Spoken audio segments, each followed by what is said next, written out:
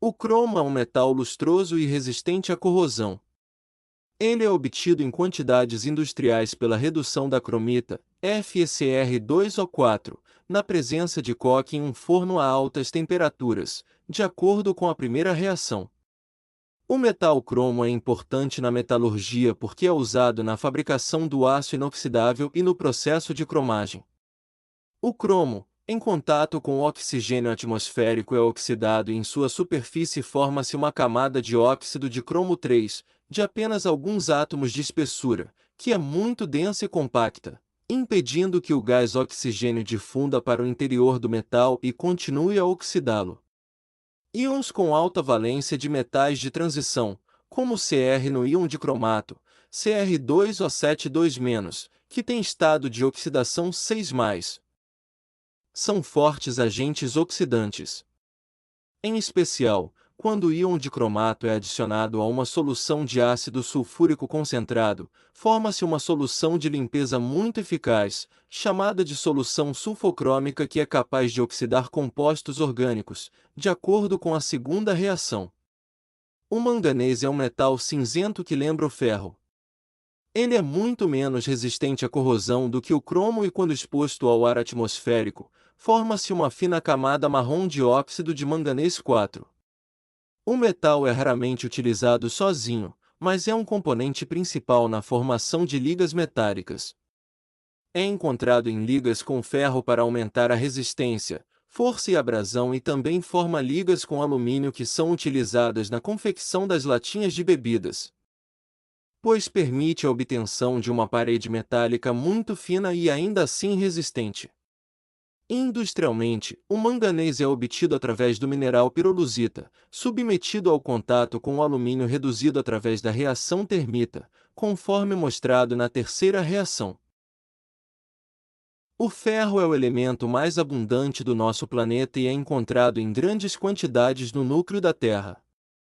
Além disso, ele é o segundo elemento mais abundante da crosta terrestre, atrás apenas do alumínio. As principais fontes minerais de ferro são a hematita, Fe2O3, e a magnetita, Fe3O4, sendo a última uma mistura de Fe2O3 e FeO.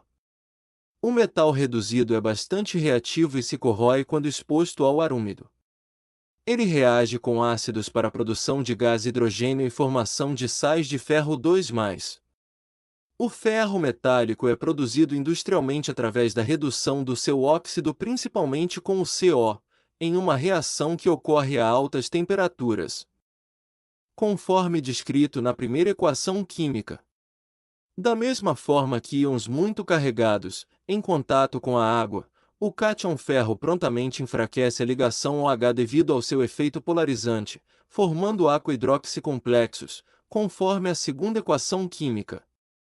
A alteração das espécies ao redor da esfera de coordenação do cátion ferro também altera a coloração desses compostos, que passa de púrpura para aquacomplexos e amarelo pálido para aqua-hidroxicomplexos.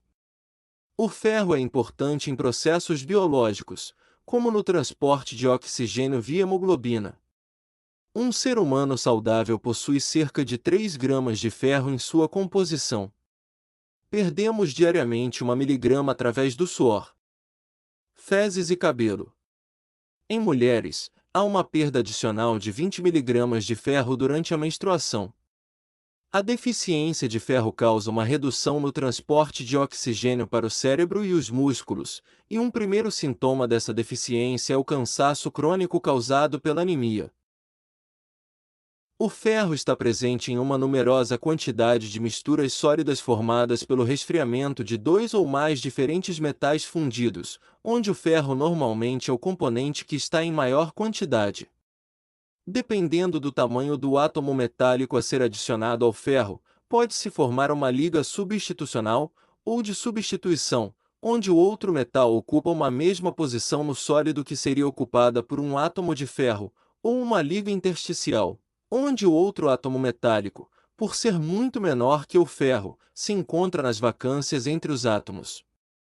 Como os metais de transição têm todos raios atômicos similares, quando misturados ao ferro, eles sempre formam ligas de substituição. A adição de diferentes metais, em quantidades variáveis, permite criar estruturas metálicas mais duras, resistentes ou que apresentam propriedades químicas interessantes, como a resistência à corrosão. No caso do carbono, que está em grande quantidade no ferro recém-produzido, quando resfriado, forma-se uma liga intersticial, uma vez que o carbono tem um raio atômico muito menor que o ferro e não consegue substituí-lo. Entretanto, uma grande quantidade de carbono na liga faz com que o ferro se torne muito quebradiço, necessitando ser cuidadosamente controlado a quantidade de carbono nas ligas de ferro, usualmente abaixo de 3%.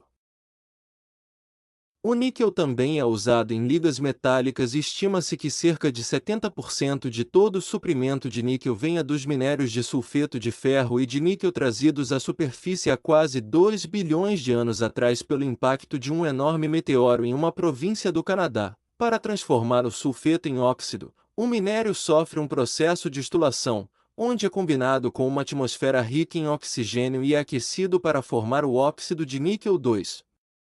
O níquel então pode ser convertido em um sal e sofrer eletrólise ou ainda o óxido pode se combinar com o gás hidrogênio para a formação do níquel reduzido, de acordo com a primeira equação química do slide. O níquel produzido por esse método ainda é muito impuro. Para purificá-lo aplica-se industrialmente o processo Monte, que consiste na exposição do níquel ao monóxido de carbono, de acordo com a segunda equação química. O tetracarbonilníquel, 0, é um líquido volátil e muito venenoso, que ferve a 43 graus e por isso, pode ser removido das impurezas. O aquecimento desse gás até 200 graus promove sua decomposição, formando novamente o níquel metálico. O níquel é utilizado principalmente na produção do aço inoxidável e para a produção da liga cuproníquel, utilizada antigamente para a produção de moedas. Ele também apresenta grande aplicação em baterias portáveis para dispositivos eletrônicos e a presença de orbitais de semi-preenchidos também o tornam um bom catalisador. Principalmente para as reações de hidrogenações de alcenos, como ocorre nos óleos vegetais para a formação de gorduras vegetais. Os elementos próximos do limite do bloco D, que estão à direita, têm o subnível D completo. Apesar do subnível 3D ser mais energético que o subnível 4S, quando o subnível D está completo, há uma grande estabilização energética no átomo, compensando energeticamente a transferência de um elétron do subnível 4S para o subnível 3D, no caso dos elementos do grupo 11, como o cobre, a prata e o ouro. Os metais da família 11B são conhecidos como metais de cunhagem, pelo seu extensivo uso ao longo da história da civilização humana na forma de moedas utilizadas no comércio. Elas eram usadas por causa de sua durabilidade após a confecção por serem muito pouco reativas. Até hoje, o dinheiro produzido pelos bancos centrais do mundo tem como seu lastro o ouro em muitos casos. A baixa reatividade dos metais do grupo 11 ocorre em virtude do baixo poder de blindagem dos elétrons que ocupam os orbitais D e por isso, os elétrons mais externos sofrem uma forte atração pelo núcleo, não sendo facilmente retirados de suas eletrosferas. Nos elementos da família 11B, pode-se considerar que os 10 elétrons do subnível 3D mais um elétron do subnível 4S estão participando da ligação metálica, tornando-as tão forte quanto para os outros elementos de transição. Já para os elementos da família 12B, os elétrons do subnível 3D são fortemente atraídos pelo núcleo, restando apenas os 2 elétrons do subnível 4S para participarem da ligação metálica. Como vimos anteriormente, uma menor quantidade de elétrons de valência disponíveis para participar da ligação metálica faz com que ela seja mais fraca. Outro fator que influencia nessa ligação metálica é como os átomos são organizados em uma estrutura tridimensional. No caso do cobre, a estrutura formada é cúbica de face centrada, uma organização espacial mais compacta do que a do zinco, que é a hexagonal compacta, ajudando a aumentar a força da ligação metálica entre os átomos de cobre. A densidade aumenta consideravelmente de cima para baixo pelo fato dos núcleos terem mais prótons e nêutrons. No sexto período, onde se encontram o ouro e o mercúrio, estão os elementos mais densos da tabela periódica. O cobre é suficientemente pouco reativo para ser encontrado na forma metálica reduzida, mas a maior parte dos depósitos mineráveis de cobre ocorre a partir dos sulfetos, principalmente da calcoperita. A primeira etapa da purificação consiste na decomposição do minério em espécies mais simples, como o sulfeto de cobre 2 e o óxido de ferro 2, de acordo com a primeira equação química. A essa mistura é adicionada a sílica para formar uma fase líquida que se mantém acima do cobre líquido a ser produzido por ser menos densa. Na segunda etapa, os compostos simples são aquecidos na presença de mais gás oxigênio, que desloca o enxofre do sulfeto de cobre 2 e produz o cobre reduzido. De acordo com a segunda equação química, o cobre obtido por esse processo ainda é muito impuro e precisa passar por um refinamento químico, no qual ele é novamente oxidado ao cátion cobre 2 mais pelo ácido sulfúrico e reduzido eletroliticamente, conforme veremos na hidrometalurgia.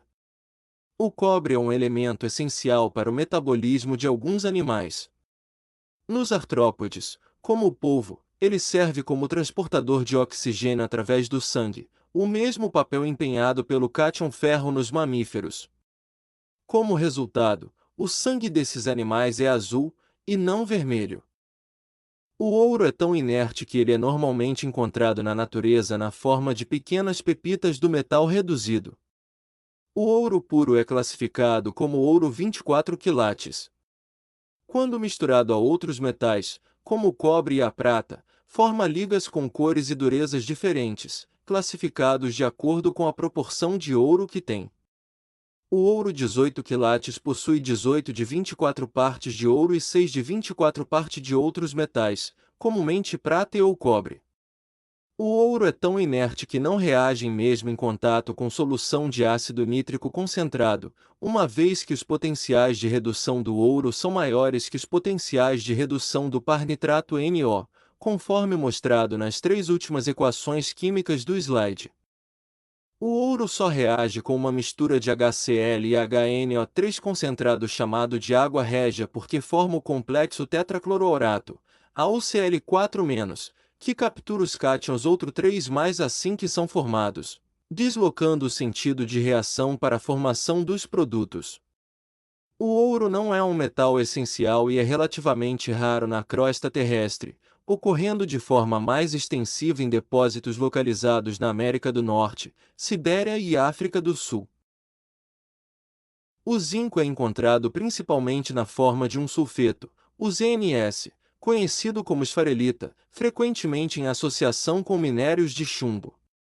Após previamente concentrado pela técnica de flotação em espuma, o sulfeto é transformado em óxido através do processo de destilação e o óxido é posteriormente convertido em metal reduzido na presença de um agente redutor, como o coque, conforme mostrado nas duas primeiras equações químicas.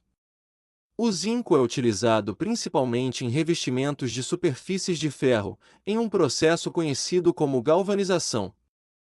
Nesse processo, é depositado eletroliticamente uma camada muito fina do metal na superfície no ferro. Uma vez que o zinco sofre passivação, ele cria uma película protetora sobre o ferro. O zinco reduzido apresenta caráter anfótero.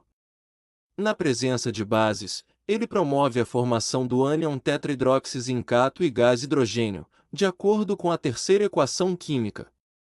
Em contato com ácidos, o zinco promove a redução do hidrogênio do composto covalente, formando um sal de zinco e gás hidrogênio, de acordo com a quarta equação química.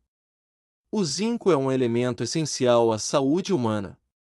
Ele ocorre em muitas enzimas e participa da expressão do DNA e do desenvolvimento do corpo e só é tóxico em quantidades muito altas. O mercúrio ocorre na forma de um mineral conhecido como cinábrio, HGS, de coloração vermelha muito intensa. O seu mineral é separado das impurezas pelo processo de flotação em espuma e na presença de atmosfera de oxigênio. Ao invés de ser transformado em óxido, ele produz o metal reduzido na forma de vapor, que é coletado por condensação, de acordo com a última equação do slide. Até a primeira metade do século passado, o mercúrio foi utilizado extensivamente para a extração do ouro e também na formação de amálgamas dentários. Em compostos, normalmente o mercúrio tem estado de oxidação 1 ou 2+.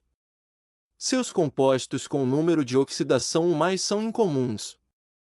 Porque os cátions de mercúrio 1+ são íons diatômicos ligados por uma ligação covalente entre si, escritos como Hg2+.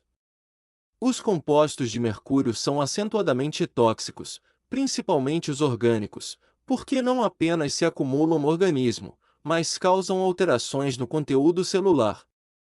Os efeitos da exposição de mercúrio e seus compostos incluem deficiências das funções neurológicas e perda da audição, entre outros.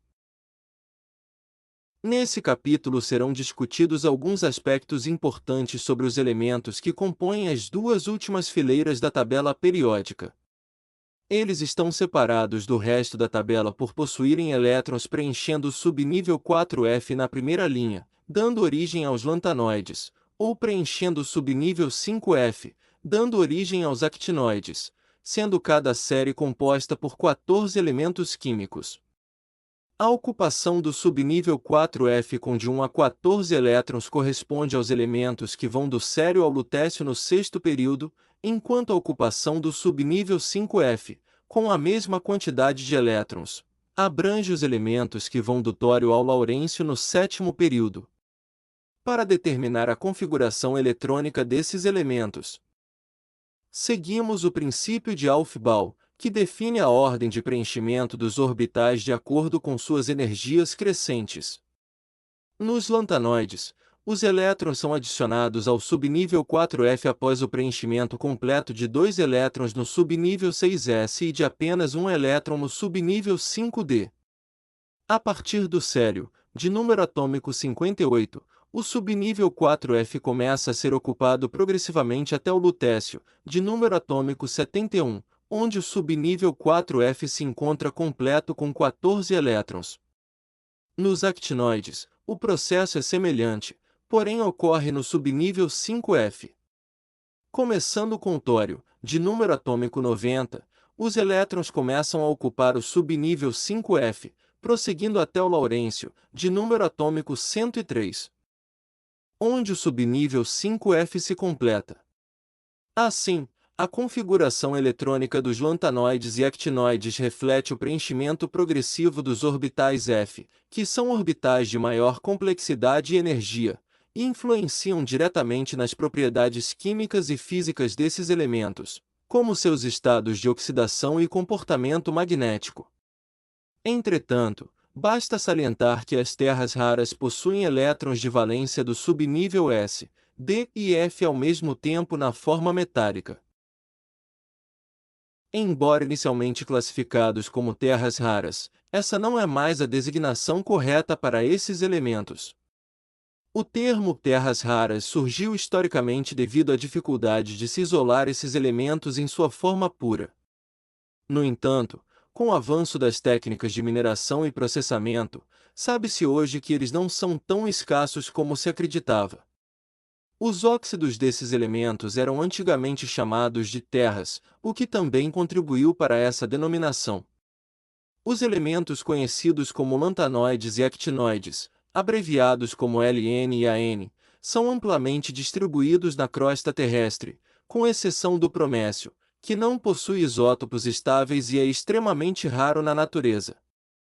O promécio é obtido principalmente a partir de reatores nucleares, pois na Terra ele é encontrado apenas em quantidades vestigiais como subproduto da desintegração de outros elementos.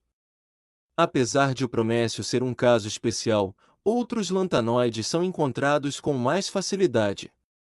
O túlio, considerado o mais raro dos lantanoides, ainda assim é comparável ao iodo em termos de abundância na crosta terrestre. Isso ilustra bem como o conceito de raridade foi revisado ao longo do tempo. O elemento mais abundante entre os lantanoides é o cério, que compõe aproximadamente 0,0046% da crosta terrestre, sendo encontrado em minerais como a monazita e a bastanazita. Os lantanoides têm propriedades químicas semelhantes. pois ocupam a mesma série no bloco F da tabela periódica. Entre os actinoides, o urânio e o tório são relativamente comuns e têm importância estratégica, especialmente na geração de energia nuclear. Já outros actinoides, como o plutônio, são sintéticos, produzidos em reatores nucleares e usados tanto em energia quanto em armamentos.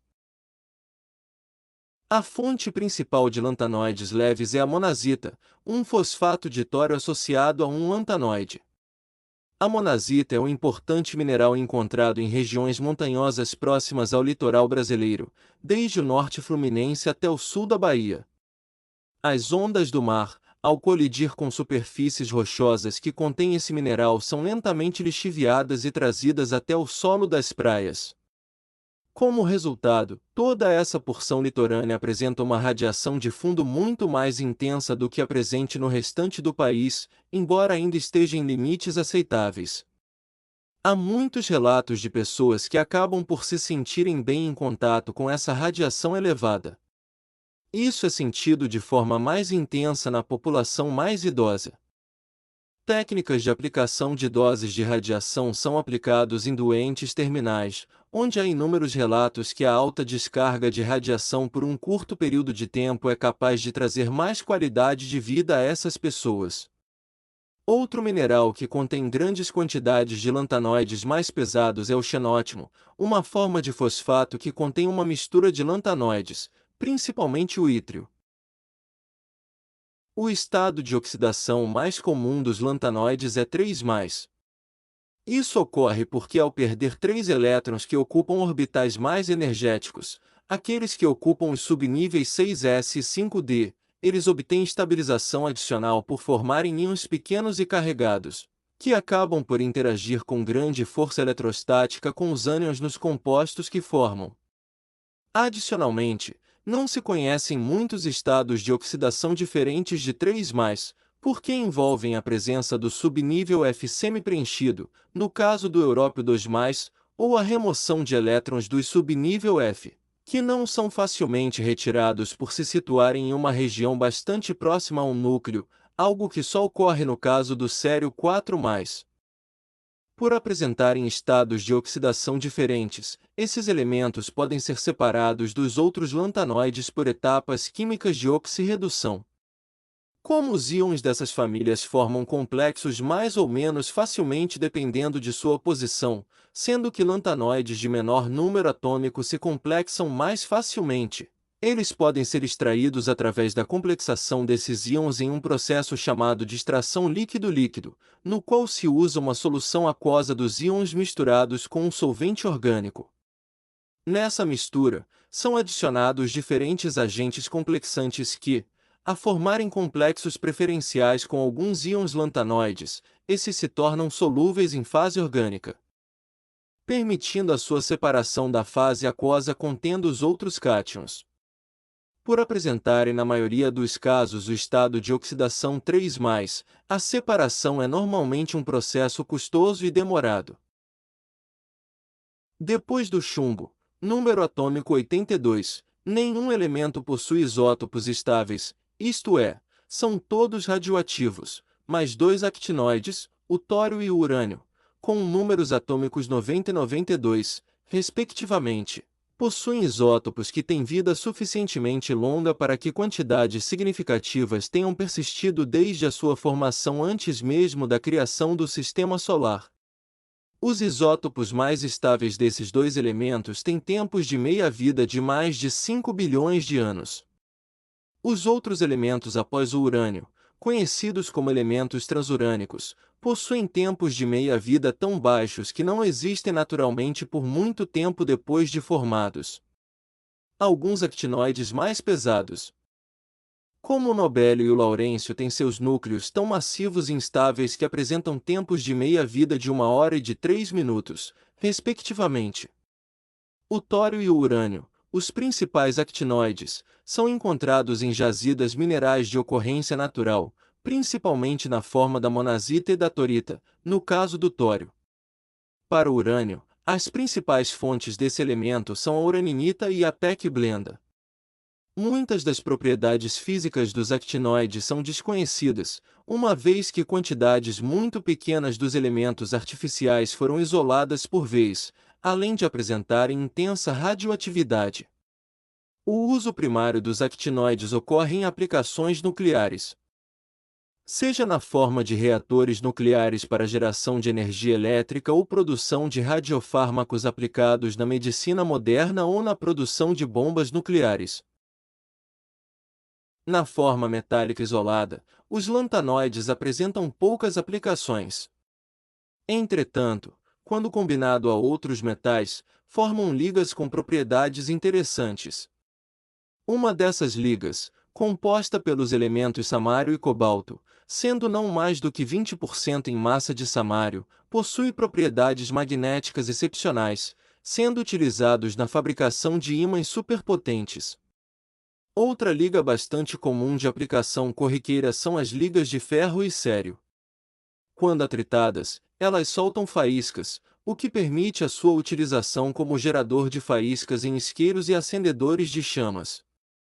A formação de outras ligas de ferro e lantanoides melhora as propriedades físicas do aço. Utilizado em aplicações que requerem propriedades específicas de desempenho. A indústria de produção de TV faz uso extensivo dos óxidos de ítrio 3 e óxido de európio 3 para produzirem as cores vermelhas nas telas.